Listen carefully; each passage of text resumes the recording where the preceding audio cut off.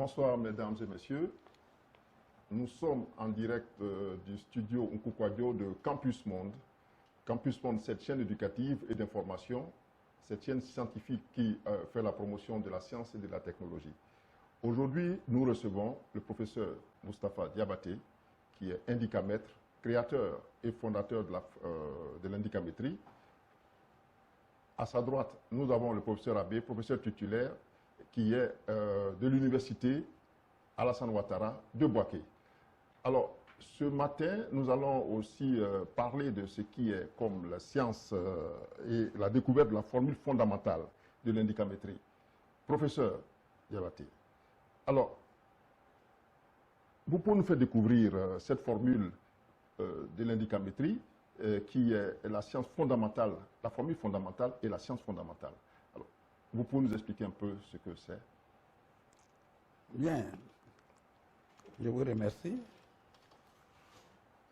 Ça va être simplement présenté, parce que c'est un peu complexe. En 1974, j'avais été invité par le gouvernement américain, le centre culturel aussi. C'est dans l'avion qui me rendait, qui m'amenait à Stanford, où je devais participer à un séminaire international sur le développement. Alors, dans l'avion, j'ai commencé à réfléchir sur les thèmes. Et puis, maintenant, comment répondre à certaines préoccupations de la recherche indicamétrique? Alors, il fallait trouver la formule qui permet de construire certains modèles, de les rendre opérationnels, puisqu'il s'agissait du développement. Alors, il se trouve que la formule fondamentale, que j'appelle la formule fondamentale, alors, se présente comme suit. C1, C2, N1, N2. Le C1, combien? Combien? Le C2, comment? N1, le résultat. N2, position du résultat et son impact sur l'environnement. Voilà. Donc, cette formule colle avec la définition de l'indicamétrie. Science de la globalité universelle qui étudie l'homme par rapport à son milieu et à son environnement global. C'est ça. Alors, du point de vue application, ça s'applique à tout. C'est ce que je vous ai posé. Comment s'applique-t-elle cette formule? Voilà. Ça s'applique à tout. Au visible comme à l'invisible. Au visible, nous sommes dans ce studio. Voilà. Nous sommes dans ce studio. Combien sommes-nous? 1, 2, 3, 4, 5, 6, 7, 8, 9, 10. La réponse est là. Nous sommes 12. Nous sommes 12. Donc, c'est 1, c'est 12 éléments. Comment les 12 éléments sont arrivés au studio? Voilà. Voilà. Comment les 12 éléments sont arrivés? D'abord, comment sont-ils arrivés à l'université de Kimio? Voilà, c'est ça. Et la réponse de comment va nous amener à mettre la main sur les capacités, les besoins fondamentaux de chacun des éléments, des 12. Est-ce qu'ils sont venus chacun avec une voiture? Est-ce que chacun est venu avec un vélo? Et chacun, quel est le mode d'alimentation de chacun? Quel est le régime éducatif, le système éducatif, etc., etc. Donc, le comment nous amène à répondre si les 7 besoins fondamentaux, essentiels de chacun d'eux sont satisfaits. Et s'ils ne sont pas satisfaits, alors pour quelle raison? Maintenant, le N1, c'est le résultat. Oui. Le N2, maintenant, la position, les statisticiens les comptables vont positionner, mais en indicamétrie, le N2 va au-delà du visible. Voilà. Les 12 sont là. Mais quels sont leurs rapports avec l'invisible? Voilà. Quels sont leurs rapports avec l'invisible? Donc là, c'est tout le système de relations avec les éléments de la métaphysique, voilà, avec les religions, avec les ancêtres, avec, etc., etc. Donc, c'est la formule fondamentale de l'ENM. Alors, il y a une formule en annexe, hein, alors, qui dit qu'après, il faut voir l'efficacité. Alors, ça commence par gain de temps, gain d'espace, gain d'humanisation. GTF, gain de temps. En combien de temps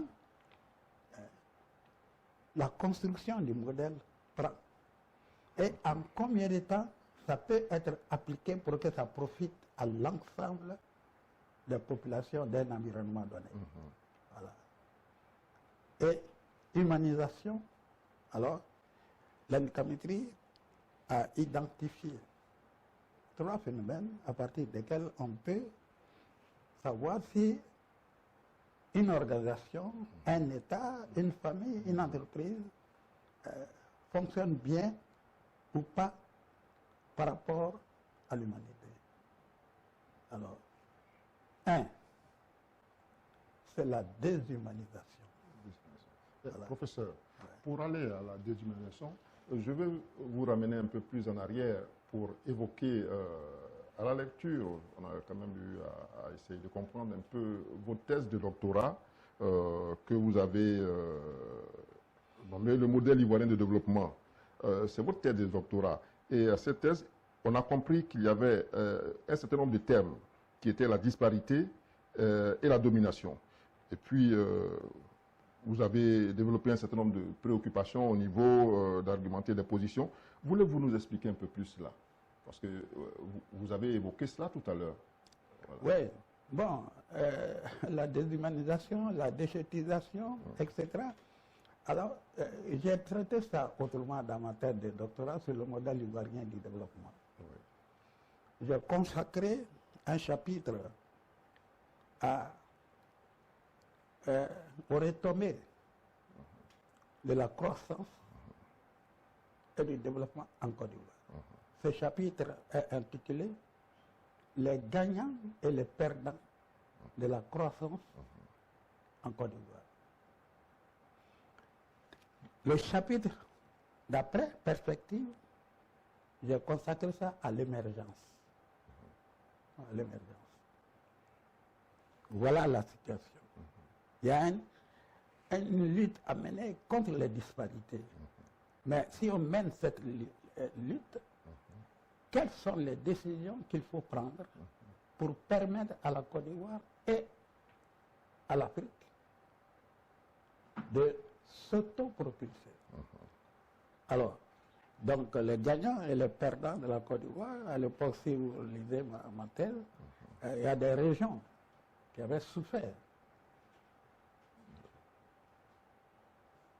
du développement de la Côte d'Ivoire à l'époque, parce que ces régions ont été en quelque sorte négligées. Voilà. Et quand je fais maintenant, ça a été suivi par les autorités françaises. Professeur, je pense qu'en 1974, quand on vous lit dans vos écrits, vous avez évoqué, je pense que ça doit être l'une des périodes où le thème émergence avait fait l'objet d'évocation. Aujourd'hui, l'émergence ressurgit. En 2026, je crois plus de 40 ans. De 1974 à ce jour, ça fait un peu plus d'une quarantaine d'années. Et l'émergence ressurgit dans le vocable ivoirien économique et de développement. Ouais, Or, en 1974, vous avez évoqué le thème d'émergence déjà dans vos écrits. oui, mais parce que la politique, c'est quoi? Vous voyez, on dit chaque gouvernement a le peuple qu'il mérite. Oui.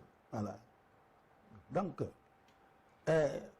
l'exploitation de certains concepts dépend parfois de ceux qui gouvernent. Un concept peut être porteur d'avenir, de prospérité pour une équipe donnée, et une autre peut estimer que ce n'est pas important. Voilà. En 1974, pour moi, il fallait, après avoir campé les gagnants et les perdants de la croissance, montrer maintenant comment nous pouvons émerger vers un avenir meilleur en prenant un certain nombre de décisions. Alors, le concept d'émergence me paraissait tout à fait approprié pour faire cette projection-là. Alors, après, il y a eu changement d'équipe. En 1974, l'équipe qui dirigeait en 1974 n'était plus la même. 80, 90, aujourd'hui, on parle d'émergence. 46 ans plus tard. Hein? 46 ans plus tard. Voilà, 46 ans. Alors, ça a été utilisé par l'équipe dirigeante d'après 90 jusqu'à maintenant. Bon, alors au niveau international, quand j'étais à la Sorbonne, il y avait des séminaires justement au symposium du Palais de Chaillot, justement. On avait passé en revue les différents concepts. Je disais tout à l'heure, le concept de développement durable. Mais j'avais dit qu'un développement ne peut être durable que lorsque la performance capacitaire est au rendez-vous. Voilà. Mais c'est la même chose. Vous avez l'émergence qui suppose qu'il faut aller de l'avant.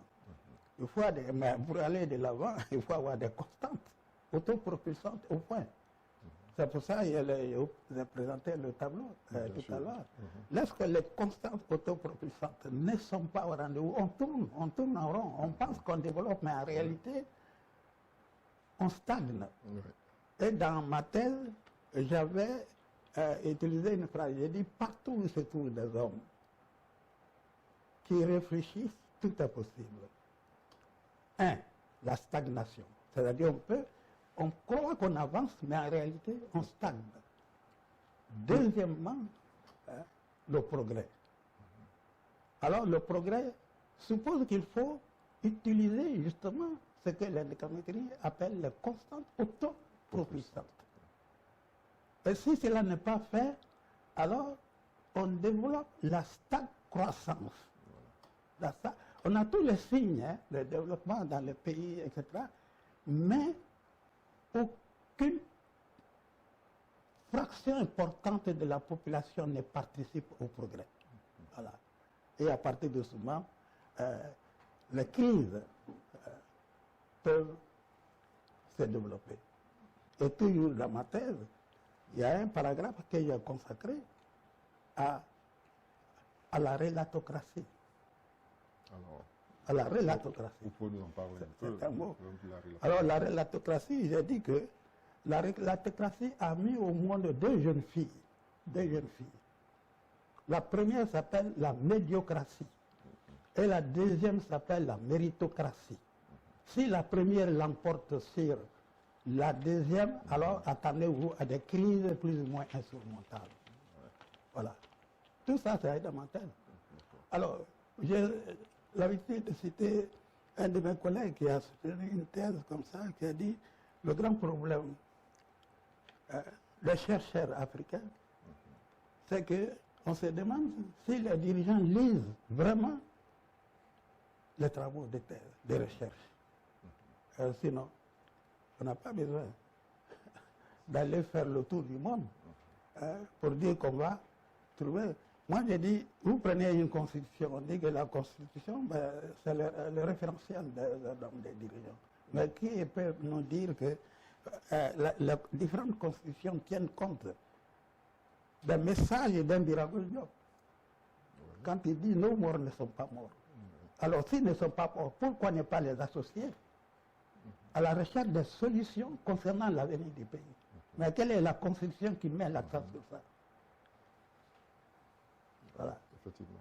Quand Bernard Dadier dit debout les morts, mais il est mort. Mais aujourd'hui, il a la tête de l'APIM, l'armée panafricaine intermonde. Mais qui l'associe? Ce sont les indicamètres qui vont l'associer. C'est pour ça la démarche indicamétrique n'est pas identique à la démarche de ceux qui dirigent nos États. C'est peut-être là, professeur, que nous serons amenés à voir par rapport aux Occidentaux qui ont des pôles stratégiques de réflexion sur leur développement. Ces pôles stratégiques sont des pôles qui regroupent tous les chercheurs d'un pays avec tous les techniciens possibles, toutes les données possibles pour éviter la croissance, comme tout à l'heure vous venez de l'évoquer. On peut avoir l'impression qu'on se développe, mais on stagne. Et la croissance est une source qui se répand un peu pratiquement en Afrique, partout dans nos pays. On a une impression, vous avez une idée là-dessus pour nous dire un peu comment vous percevez cette croissance par rapport au développement de nos pays qui ont l'impression qu'ils se développent, mais en fait qui stagnent. Oui, non, mais je crois que c'est simple. Hein. Ouais. C'est simple. Nous sommes dans ce studio-là. Alors je prends ces lampes-là, je prends ces choses. Combien d'Ivoiriens ont participé à la réalisation de ces lampes? Combien d'Ivoiriens participent à la construction du portable? En 1997, moi, j'avais des collègues, des anciens camarades d'études. Ils ont voulu créer des portables moins chers, mais ça n'a pas été soutenu. C'est ça la croissance. Dans les années 70, le Japon nous alimentait en voitures Honda. Ça coûtait à peine 700 000 francs. 700 000. Mais si on voulait mettre fin à la croissance, on aurait dû demander aux Ivoiriens d'apprendre comment on construit les voitures Honda. Mais ça a été supprimé. Parce qu'il y avait un marché supérieur qui était plus juteux. Et on disait, au lieu de fabriquer, il vaut mieux consommer. Alors on a transformé l'Africain en consommateur net. Il n'ajoute rien comme plus-value à la richesse. À la richesse. Okay.